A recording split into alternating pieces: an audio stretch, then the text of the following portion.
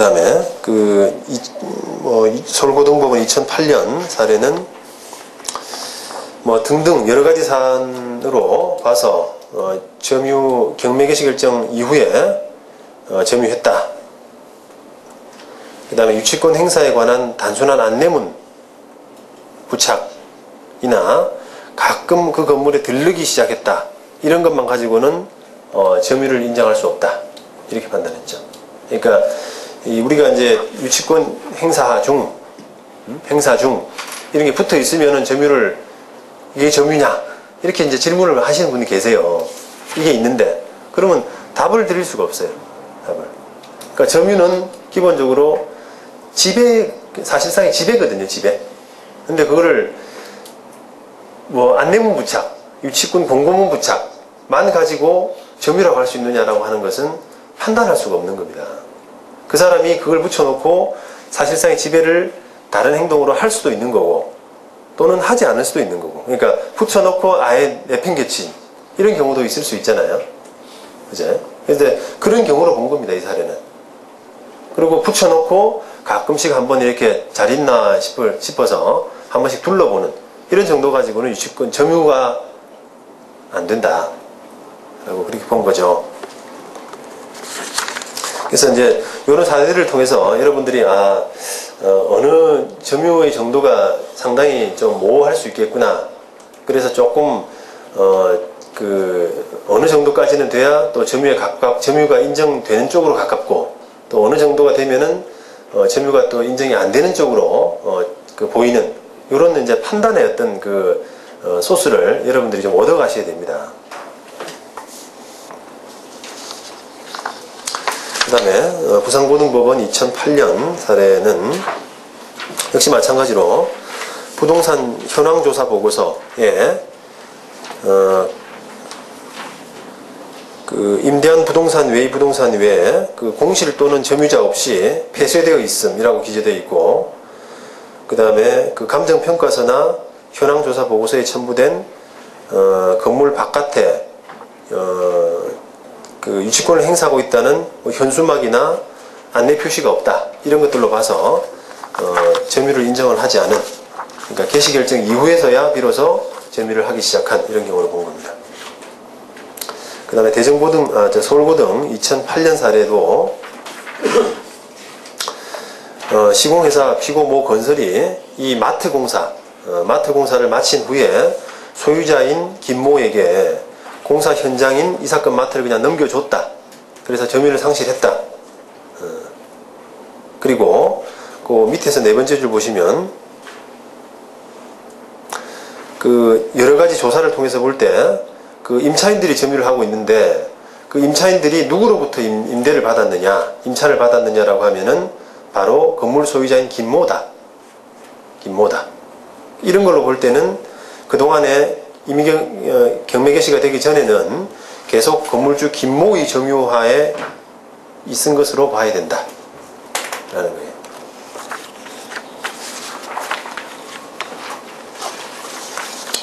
그 다음에 부산고등 2007년 이 사례는 점유했다고는 하는데 관리비, 납입, 영수증을 보면은 전기 사용량이 제로다.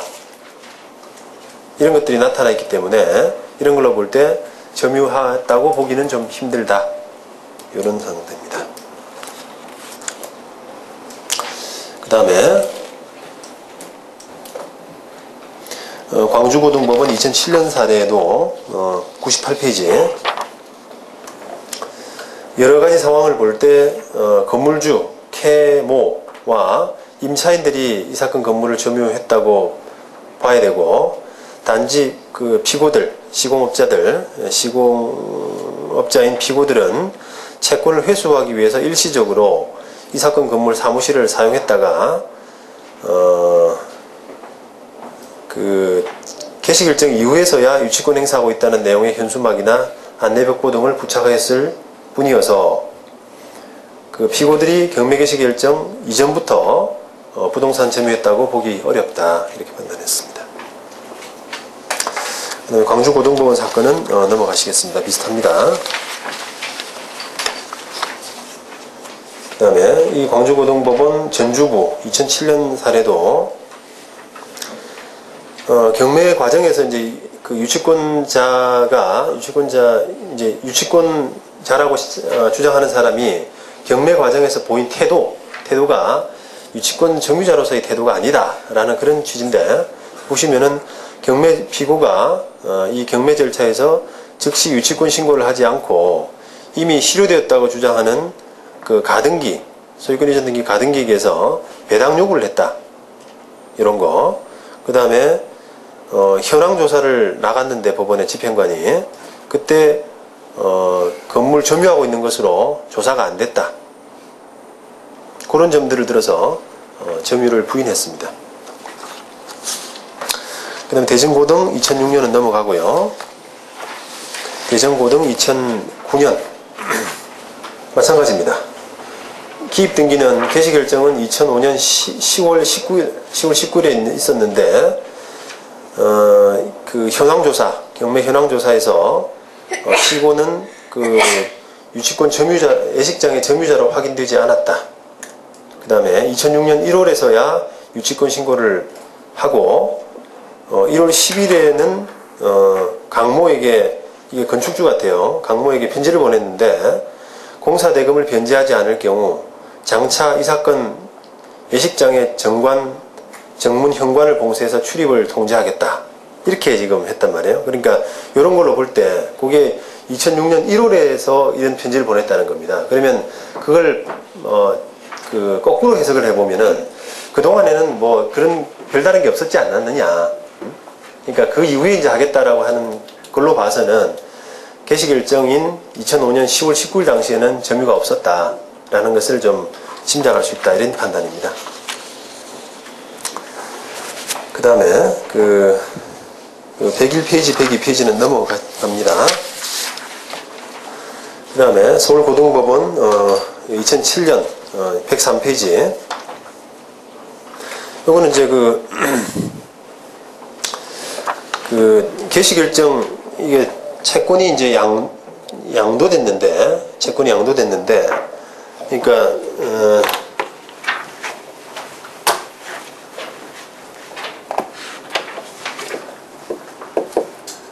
이게 개시결정이 있고요. 이 이후에 이제 양도를 받았어요, 채권 양도를. 그래서 피고가 지금 점유를 이때부터 이제 한 겁니다. 그러면 지금 상대방 쪽, 원고 쪽에서는 개시결정 이후에 네가 채권 양도받아서 그제서야 점유를 했기 때문에 이거는 그 압류 처분금지에 반한다, 무효다라고 이렇게 주장한 데 대해서 법원은 이 사람이 양도를 이때 받고 점유를 한 건 맞지만 이미 이전부터 이제 이게 수급인이겠죠. 수급인이 이미 점유를 해왔다. 개시결정 이전부터 적법한 점유를 해왔고, 이 사람이 채권하고 점유를 같이 넘긴 상황이기 때문에 그대로 승계를 받았기 때문에 이거는 이 사람이 이때 했다고 해서 이걸 불법 점유라고 또는 개시결정 이후의 점유라고 보기는 어렵다, 이런 판단입니다. 광주고등법원 2007년 사례. 이게 지금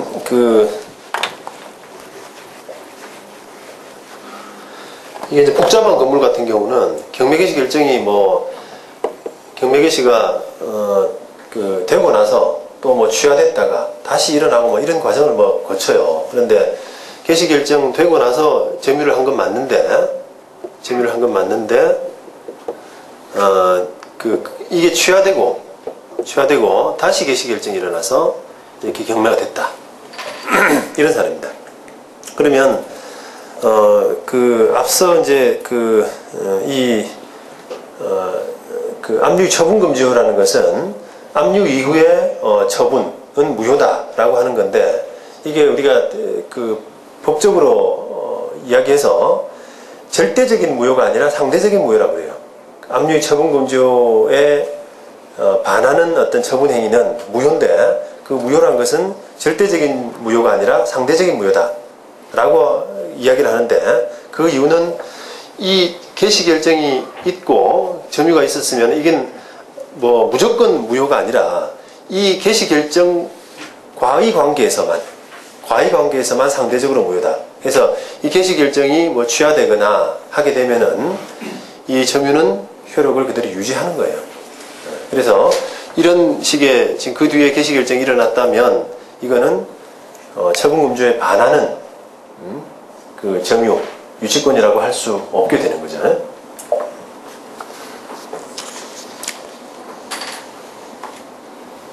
민사집행법규 93조에 1항 경매 신청이 취하되면 압류 효력은 소멸한다 이렇게 되어 있죠.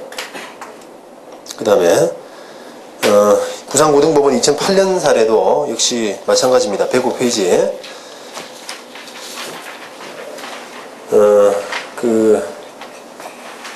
취하로 경매 신청 취하로 압류 효력이 소멸됐으니까 저촉된다고 볼 수 없다. 똑같은 판단입니다. 그 다음에 부산고등 2007년 사례. 이건 이제 상당히 좀 의미가 있는 사례이기 때문에 조금 주의해서 좀 들으셔야 돼요.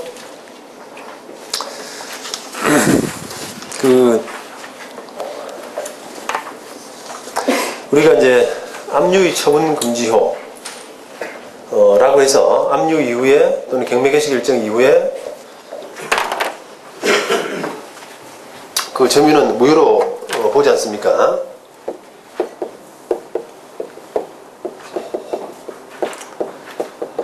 근데 이 효력은 기본적으로 민사집행법에서 나오는 거예요. 민사집행법에 아까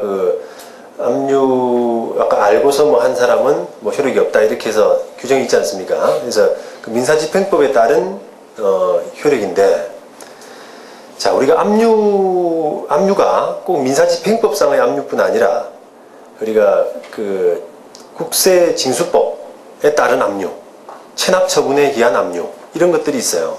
그러니까 세금 안 냈다거나 뭐 의료보험 안 냈다거나 이렇게 공적인 어떤 부담 이런 것들을 체납하게 되면은 압류가 들어오거든요.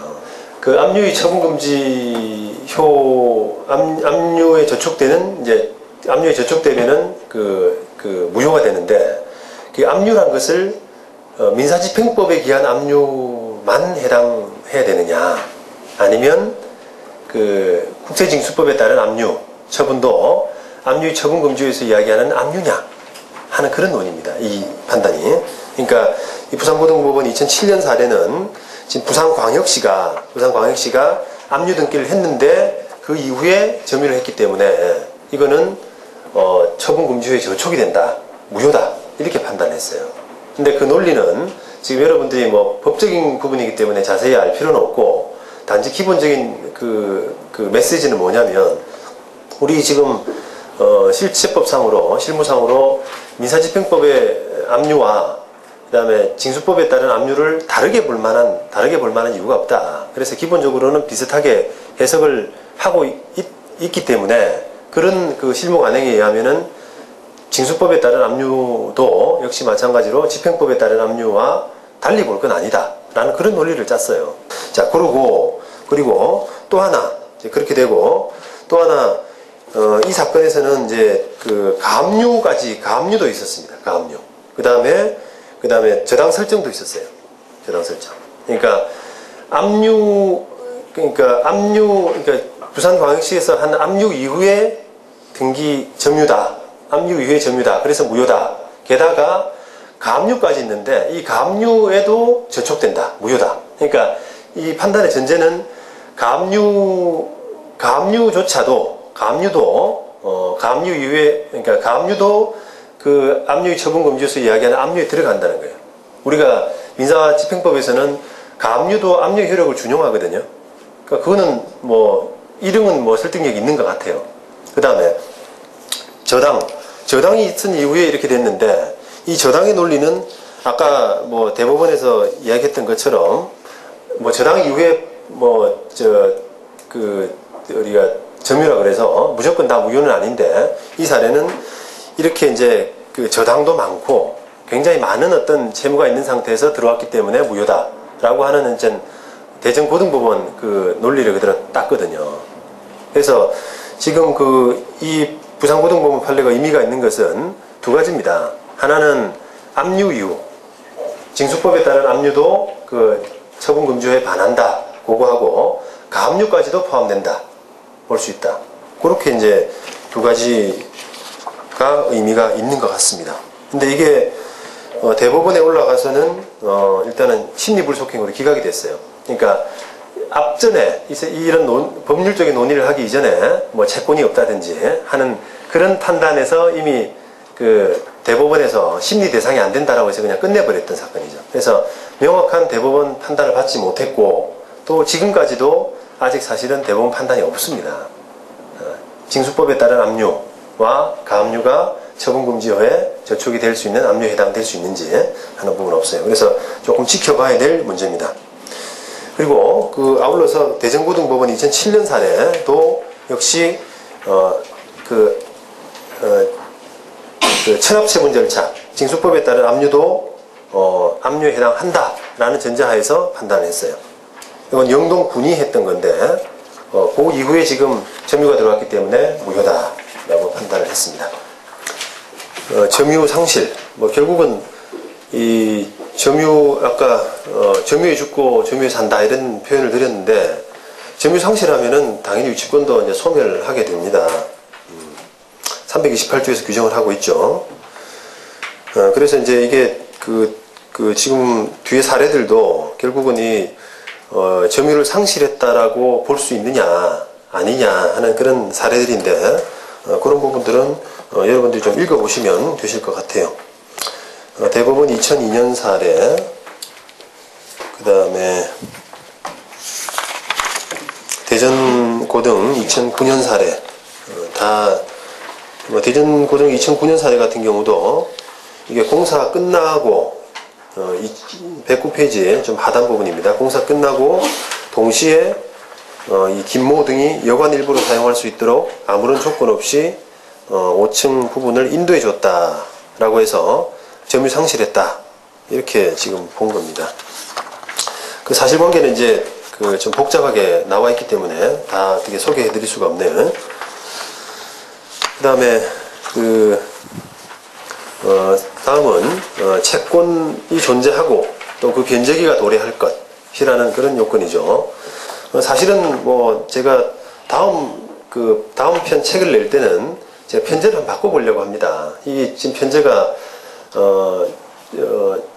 유치권의 성립 요건 이래가지고 채권의 결련성, 그 다음에 점유, 그 다음에 채권의 존재와 변제기 도래 이렇게 순서가 나가거든요. 근데 사실은 제가 전번 시간에도 말씀드렸던 것처럼 이게 유치권이 있냐 없냐를 따질 때는 기본적으로 가장 제일 먼저 봐야 될 거는 그 사람이 주장하는 채권이 존재하느냐, 채권이 먼저 존재하느냐, 그걸 가장 먼저 보는 것이 맞을 것 같아요. 뭔가 주장할 채권이 있어야지 그 채권이 점유하는 물건하고 결련성이 되는지를 따져볼 수 있는 거 아니겠습니까?